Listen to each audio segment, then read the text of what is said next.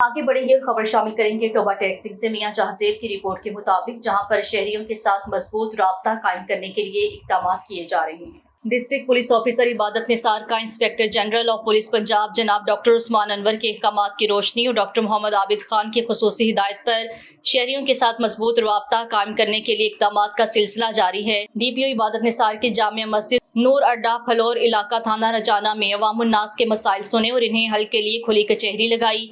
खुली कचहरी में मुकामी अफराद की कसीर तादाद ने शिरकत की। DPO इबादत निसार ने साइलिन के मसाइल सुने और उनके फौरी हल के लिए मौका पर हिदायत जारी की।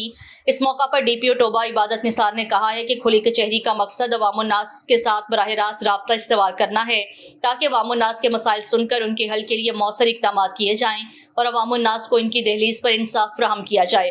कम्युनिटी पॉलिसिंग के फ़रोग के लिए SP इन्वेस्टिगेशन टोबा और तमाम SDPOs की जानिब से जिला भर की मुख्तलिफ मसाजिद में खुली कचहरियों का इनेकाद किया गया है।